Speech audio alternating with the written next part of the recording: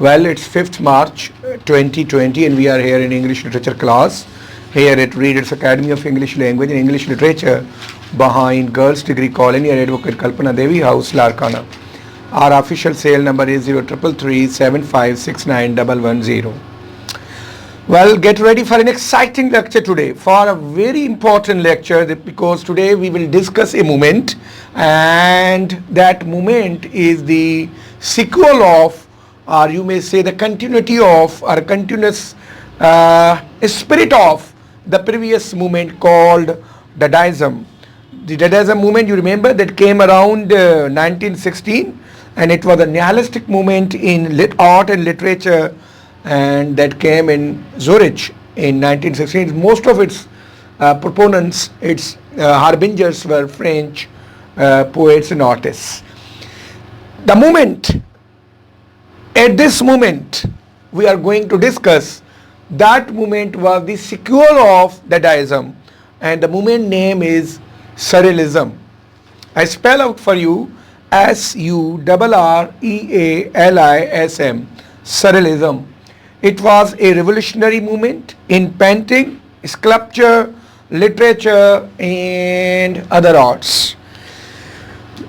This movement, Surrealism, was initiated in the year 1920, and I earlier mentioned before the lecture embarking upon the topic Surrealism that this movement is a development of a Dadaism. It is generally believed that a movement, whenever it is launched with a primal purpose or a motive. It is not simply a movement that is launched and people come to know about it. There was a purpose, there was a motive, or you may say there were purposes or motives behind Surrealist movement. And the one motive was that Surrealists, who are called Surrealists, the artists, the poets, the painters who follow this movement, they are called Surrealists. Surrealists tried to and attempted to express in their art and literature their own way of mind and thinking. Number first, the motive, the first purpose was the working of the unconscious mind and to synthesize these workings with the conscious mind. Now this is very interesting, that 20th century was the century that was dominated by Sigmund Freud. Generally, earlier people believed that logic and reason is everything. Use rationality in creation of an art or poetry. But these Surrealists, for the first time after the Dadaism movement, they talked about unconscious mind. The unconscious mind, which was earlier neglected in literature.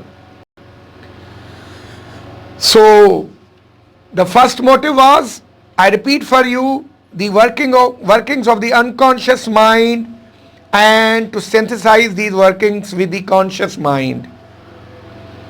So it means whenever you have to produce any poetic work, artistic work, creative work, then these both workings of both minds, conscious mind and unconscious mind, must be combined to produce that work. Second purpose of this movement was to liberate the unconscious mind and to enable human beings to go further than rational thought in developing a perspective. Means the artist, the poet, the novelist, the story writer, the creative artist, everyone has to go one step further than common rationalism or rationality in producing the work of art or poetry.